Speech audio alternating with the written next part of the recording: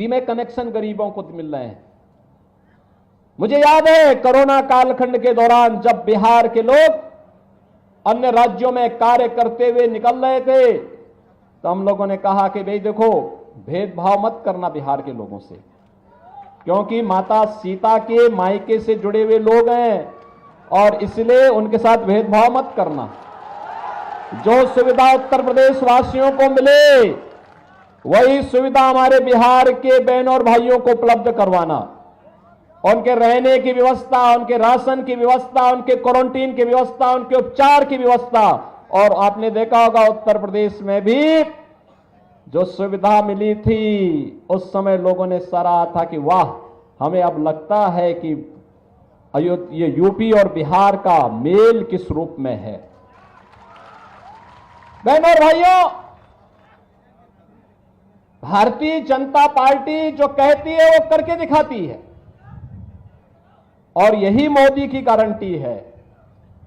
देश को सुरक्षा देना हो या सुशासन का मॉडल देना हो, नौजवानों की आजीविका का मुद्दा हो या गरीब के उत्थान का, किसान की खुशहाली का मामला हो या फिर नौजवान की आजीविका का और आस्था का सम्मान कैसे होना चाहिए, ये भारतीय जनता पार्टी से बढ़कर के और कोई नहीं कर सकता।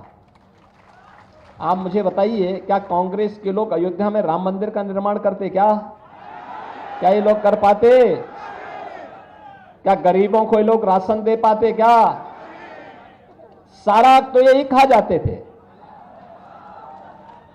आरजेडी के समय में बिहार के सामने पहचान का संकट खड़ा हो गया था ना, और वही गुंडा राज फिर से इन्होंने लागू करने का प्रयास किया। देखो, गुंडों का सबसे अच्छा इलाज यूपी में हो रहा है, देख रहे हैं ना कैसा उपचार हो रहा है। वहां अगर बेटी और व्यापारी के साथ कोई छेड़छाड़ करता है, कोई परेशान करता है, उल्टा लटका दिया जाता है उसको और नीचे से मिर्च का झोंका अलग से, और उसमें भी वे लोग गले में तख्ती लटका के चलते हैं कि साहब एक बार जान बकस दो, बस आगे से कोई गलती नहीं होगी। और माफियाओं की स्थिति क्या है? हमने एक तरफ श्रद्धालुओं के लिए अयोध्या में भगवान राम का भव्य मंदिर बनवाया और बहनों और भाइयों, दूसरी तरफ बड़े बड़े माफिया और अपराधियों को राम नाम सत्य की यात्रा में भेजने का काम किया। यह कार्य केवल भाजपा कर सकती है बहनों और भाइयों, इसीलिए आज हम सब आए हैं आपके पास। बहनों और भाइयों, बोलचाल की भाषा में हम राम राम कहते हैं, मिलते हैं जय श्री राम बोलते हैं, लेकिन जो कानून नहीं मानता है, देश के खिलाफ साजिश रचता है, उसके लिए भी हम कहते हैं चलो तुम्हारा राम नाम सत्य भी होगा। और आज आप देख रहे होंगे, इसलिए उत्तर प्रदेश 25 करोड़ की आबादी का राज्य, 7 वर्ष में कोई दंगा नहीं हुआ, कोई कर्फ्यू नहीं लगा, कोई कर्फ्यू नहीं, कोई दंगा नहीं, कहीं कोई समस्या नहीं। और बहनों और भाइयों, आज वही आश्वासन देने के लिए आए हैं, यह काम केवल बीजेपी और एनडीए ही करेगा और इसी के लिए मोदी जी तीसरा कार्यकाल मांगने के लिए आपके पास इस लोकसभा चुनाव में आए हैं, क्योंकि मोदी जी के तीसरे कार्यकाल का मतलब विकसित भारत की संकल्पना को आगे बढ़ाना।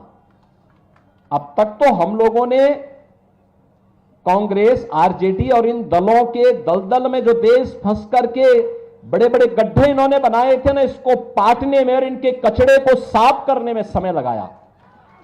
अब स्पीड बढ़ा करके भारत को ग्लोबल लीडर के रूप में स्थापित करने का समय आ चुका है। बहनों और भाइयों, ग्लोबल लीडर के रूप में भारत बनने का मतलब एक आत्मनिर्भर भारत, युवा आत्मनिर्भर होगा, महिलाएं स्वावलंबी होंगी, व्यापारी सुरक्षित होगा, उसका व्यापार फल फूल रहा होगा, दुनिया के अंदर उसकी अपनी धमक होगी, और भारत दुनिया का पिछलग्गू नहीं, दुनिया की सबसे अग्रणी अर्थव्यवस्था के रूप में दुनिया को नेतृत्व दे रहा होगा, ऐसे भारत के लिए मोदी जी को तीसरा कार्यकाल आवश्यक है। और इसीलिए हम लोग आए हैं आपके पास कि बहनों और भाइयों, जब सारी समस्या का समाधान तो मोदी जी के नेतृत्व में भारतीय जनता पार्टी और एनडीए ने किया है, देश को समस्या देने वाले कांग्रेस और आरजेडी के ही लोग हैं।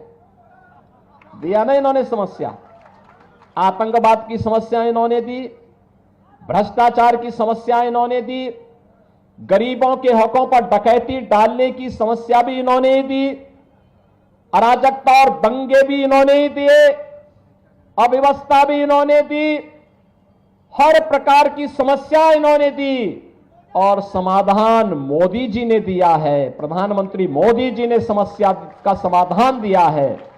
तो जब समाधान मोदी जी दे रहे हैं तो समस्या को पालने की आवश्यकता नहीं जो आपके विकास में बाधक है। और इसके लिए हम लोग आए हैं।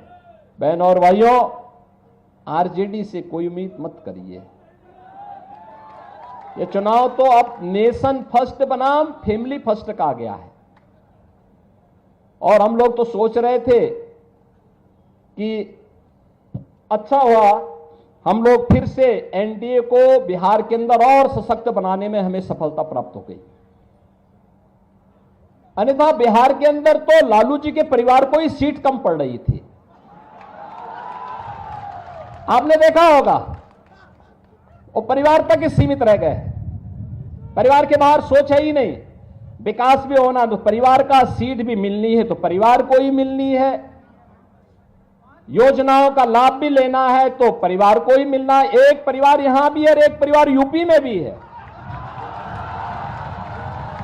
यूपी की जनता तो पहले उनको जवाब दे चुकी है और बिहार के लोगों को भी उस जवाब देने के लिए तैयार होना है। और इसी के लिए मैं आया हूं आपसे कहने के लिए कि बहनों और भाइयों, यूपी और बिहार का संबंध तो चोली दामन का संबंध है, कभी अलग न होने वाला संबंध है। हमारे यहां जब बोलते भी हैं संबोधन में तो हम बोलते हैं जय सीताराम। पहले माता सीता का नाम लेते हैं, तब राम का नाम लेते हैं। यही हमारा संबोधन है। तो ये संबंध तो दोनों राज्यों के संबंधों को जोड़ करके मोदी जी के एक भारत श्रेष्ठ भारत के अभियान को आगे बढ़ाता है। और एक भारत श्रेष्ठ भारत के लिए मोदी जी का तीसरी बार प्रधानमंत्री बनना आवश्यक है। और मोदी जी का तीसरी बार प्रधानमंत्री बनाने के लिए औरंगाबाद से श्री सुशील कुमार सिंह जी को फिर से सांसद बनना आवश्यक है। हम दोनों लोग 1998 से लेकर के लगातार देश की संसद में साथ साथ सांसद रहे। और उन्होंने बताया ना, वाराणसी का बाईपास हो या फिर विंध्यवासिनी धाम की कनेक्टिविटी को ठीक करना हो, उन्होंने ये भी कहा था कि विंध्यवासिनी धाम में हमारे यहां के लोग आते हैं, वहां पे काफी संकरी गलियां हैं। हमने कहा चिंता मत करिए, अगली बार जब आएंगे तो मां विंध्यवासिनी का धाम एक नए रूप में होगा। और बहनों और भाइयों, आज तो बासंती नवरात्रि की सप्तमी तिथि है, महाकाली की पूजा होती है। और आज विंध्यवासिनी धाम में लाखों श्रद्धालु दर्शन करने के लिए भी पहुंचे हुए हैं। कोई समस्या नहीं है, क्योंकि हमने गलियारा इतना चौड़ा बना दिया है कि कहीं कोई 1 लाख नहीं, 2 लाख नहीं, 10 लाख लोग भी एक साथ आ जाएंगे, कोई किसी को समस्या नहीं होने वाली है। पहले काशी में 10 लोग एक साथ दर्शन नहीं कर सकते थे, आज काशी में 5 लाख 6 लाख श्रद्धालु अगर एक साथ भी भगवान विश्वनाथ का दर्शन करने के लिए आता है, कोई समस्या नहीं, सभी लोग दर्शन करके जाते हैं। ये सब हो पाया है, मोदी जी का नेतृत्व है, तब संभव हो पाया है। बहनों और भाइयों, भारत की शासकता को कहां सम्मान मिलने वाला था। ये कांग्रेस के लोग क्या कहते थे? कहते थे, ये कांग्रेस आरजेडी के लोग क्या कहते थे? कहते थे राम तो हुए ही नहीं। ये राम के अस्तित्व पर संकट खड़ा कर, यानी ये लोग प्रश्न खड़ा करते थे। और जब अयोध्या में रामलला विराजमान हो गए अब ये लोग कहते हैं राम तो सबके हैं, कहते हैं ना। इसलिए बहनों और भाइयों, इन पे विश्वास मत करना, कभी विश्वास मत करना। ये धोखा देंगे, धोखा देकर के फिर से बिहार वासियों के सामने पहचान का संकट खड़ा करेंगे। पहचान का संकट खड़ा करने वालों को लोग एक एक वोट के लिए तरसवा दीजिए। सहमत है ना? सभी सहमत हैं? करेंगे इस कार्य को। पहले ही चरण में वोटिंग है, पहले ही चरण में वोट पोल करना है आप लोगों को। और याद रखना, सुशील सिंह जी को जब आप यहां वोट देंगे, उसकी गूंज यूपी के अंदर सुनाई देगी। और यूपी में तो हम तय कर चुके हैं, 80 लोकसभा सीट हैं यूपी में। और हमने तय कर दिया है, यूपी के लोगों ने तय कर दिया कि 80 की 80 सीट एक मनकों की माला बनाकर के मोदी जी के गले का हार बनाएंगे। बिहार में भी आप लोग सब सहमत हैं? एनडीए के सभी प्रत्याशियों को विजयी बनाने के लिए सहमत हैं? यहां से सुशील सिंह जी भारी बहुमत से कमल चुनाव चिन्ह पर विजयी बनकर के जाएंगे, जातिवादी ताकतों को नकारेंगे। सभी लोग सहमत हैं?